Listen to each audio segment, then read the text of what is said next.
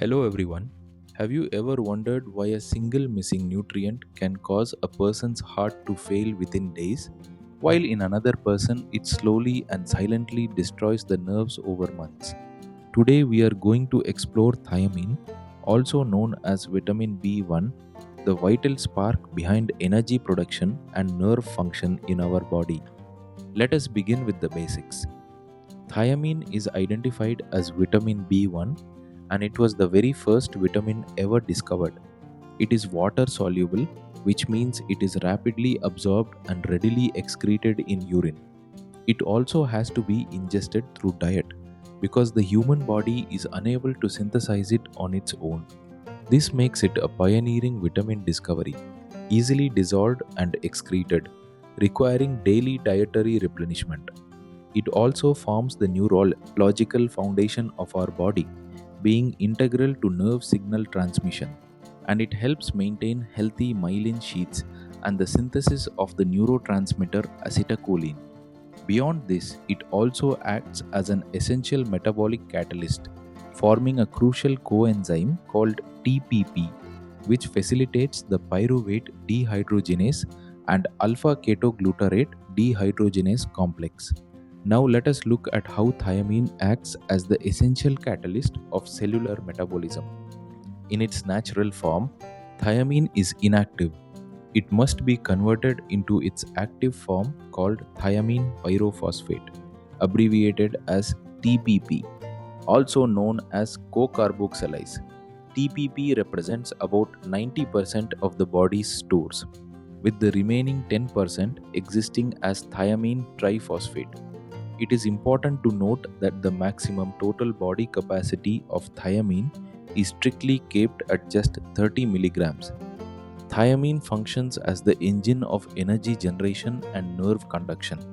On one side, it acts as a critical coenzyme for oxidative decarboxylation of pyruvic acid, branched chain amino acids, and alpha keto acids.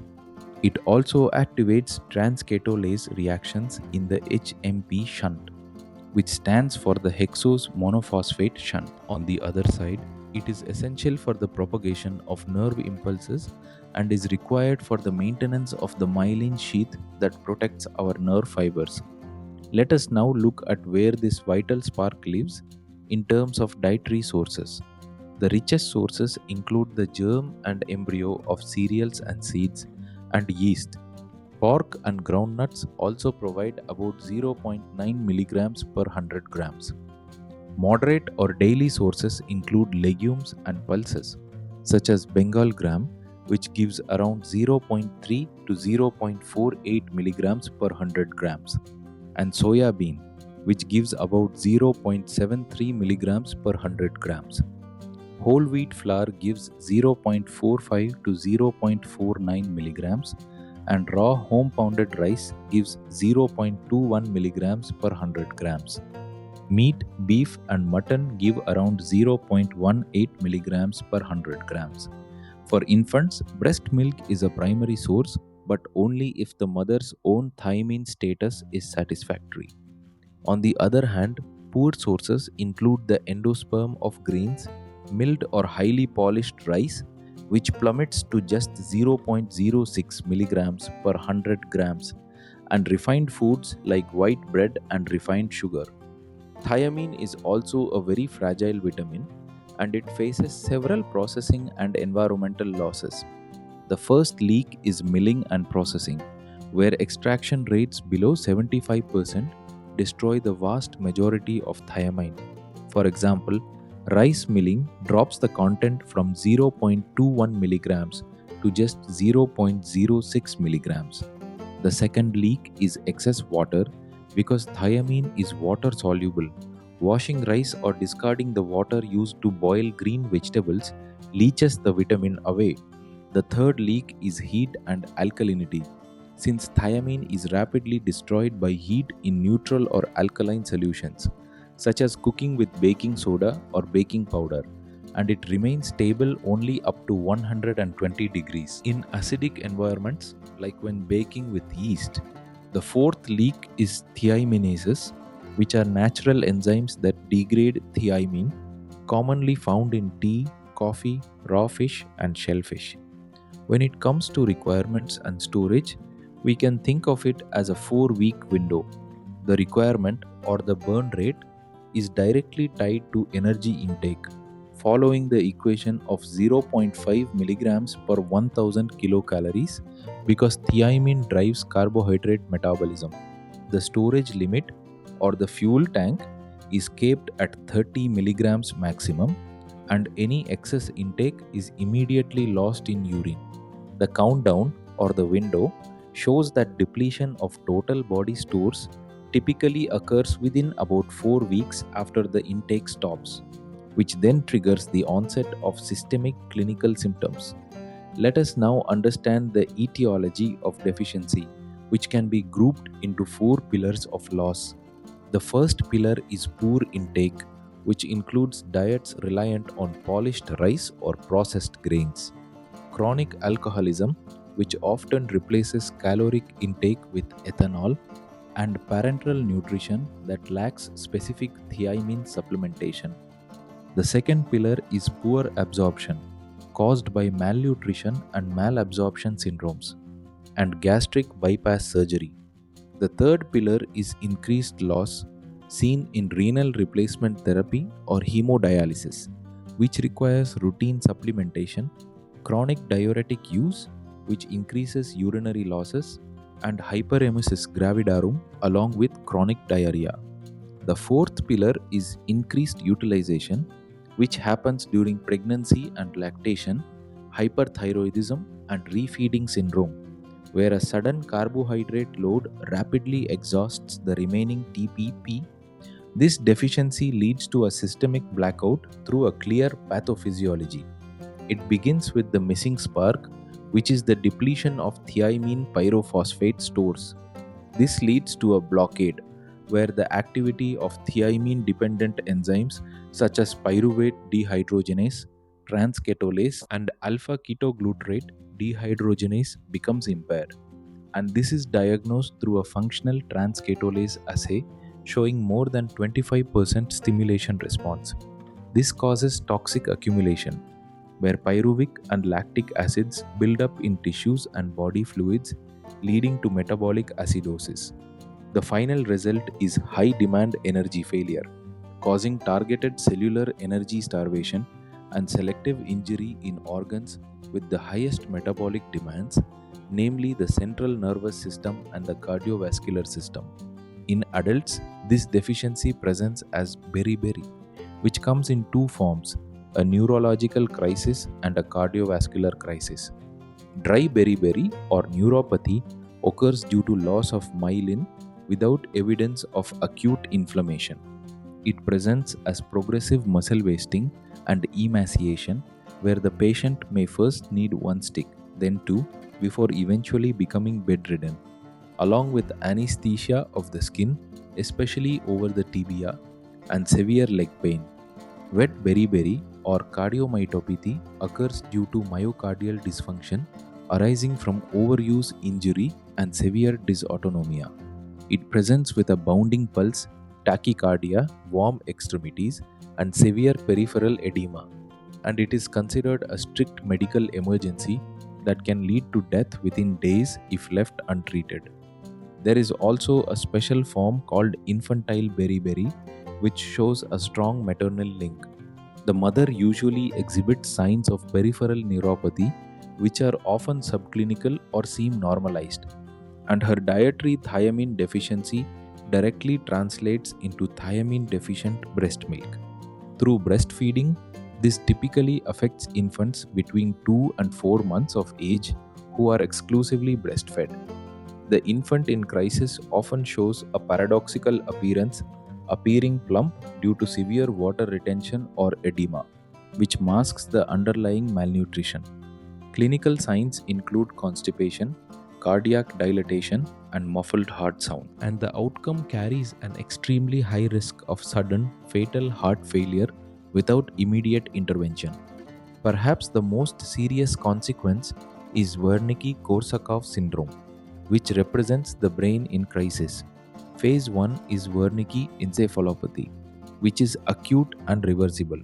It presents as a triad: first, ocular signs such as horizontal nystagmus and ophthalmoplegia or nerve palsy. Second, gait abnormalities such as severe ataxia and coordination loss. And third, mental changes such as altered mental status, confusion, and apathy. Phase 2 is Korsakoff psychosis, which is chronic and irreversible. Less than 50% of patients experience substantial recovery once this sets in, and its hallmarks are profound memory loss and confabulation, which means fabricating memories to fill the gaps. Let us bring together the clinical synthesis of these four phases of deficiency. Dry beriberi primarily affects the peripheral nervous system with a chronic and insidious onset, and its hallmark feature is symmetrical peripheral neuropathy, both motor and sensory, along with sluggish or absent reflexes. Wet beriberi primarily affects the cardiovascular system with an acute and rapid deterioration, presenting as high output heart failure, peripheral edema, and a bounding pulse. Infantile beriberi is a pediatric systemic condition with an acute onset between 2 and 4 months of age, presenting with edema, muffled heart sounds, and life-threatening cardiac risk. Wernicke-Korsakoff syndrome primarily affects the central nervous system with an acute progression to an irreversible state, presenting as the Wernicke triad involving the eyes, gait, and mind, progressing to Korsakoff, which involves memory loss and confabulation. Now let us move to clinical treatment and the emergency protocol. There is one critical warning rule to always remember. Parenteral IV thiamine must be administered before or concurrently with glucose or nutritional support. This is because a sudden glucose load rapidly consumes the remaining TPP stores, which can instantly trigger or fatally worsen Wernicke encephalopathy. For path A, which is acute deficiency or suspected Wernicke-Korsakoff syndrome, the action is clear. Do not wait for laboratory or MRI confirmation, such as HPLC blood testing. The dose is 200 mg IV or oral 3 times a day until symptoms resolve, then stepping down to 10 mg per day orally with an alternative option of 500 mg IV over 30 minutes 2 to 3 times a day for 2 days. For path B, which is refeeding or alcohol withdrawal prophylaxis, the dose is 100 to 200 mg per day given around the time nutrition is initiated to prevent the onset of deficiency altogether. Finally, let us talk about prevention and restoring the spark at scale. This rests on 3 pillars. The first pillar is food processing and policy, which involves transitioning away from highly polished white rice and promoting parboiled or undermilled rice, which retains the vitamin-rich germ and bran. The second pillar is high-risk supplementation, which involves targeted routine prophylaxis for vulnerable groups such as lactating mothers in endemic areas, patients on regular hemodialysis, and those with prolonged fasting or vomiting. The third pillar is dietary education and diversification, which involves educating populations to consume well-balanced, mixed diets rich in whole grains, pulses, and nuts, along with aggressive management and reduction of chronic alcohol dependence. Historically, this approach has driven beriberi to near disappearance in regions like Andhra Pradesh solely through socio-economic improvement and diet diversification. To bring it all together, let us look at the thiamine life cycle as a master synthesis. In terms of input and fragility, the recommended daily allowance is 0.5 mg per 1000 kilocalories, with a maximum body store of 30 mg found in whole grains, pork, and yeast, but easily destroyed by extreme milling, washing, and alkaline heat. In terms of the spark or its function, it acts as a coenzyme for oxidative decarboxylation and trans-ketolase reactions, powering the Krebs cycle for energy and maintaining myelin for healthy nerves. In terms of the blackout or deficiency, it presents as dry beriberi with neuropathy and muscle wasting, wet beriberi with high output heart failure and edema, and Wernicke-Korsakoff syndrome, which is an acute brain crisis progressing to irreversible memory loss. And finally, in terms of intervention or treatment, the rule is simple: give IV or oral thiamine immediately, always before glucose, using an acute dosing range of 200 to 500 milligrams to reverse the biochemical blockade in time. Hope you have understand about thiamine, vitamin B1. If you found this video useful, please like and share with your friends and colleagues. Thank you.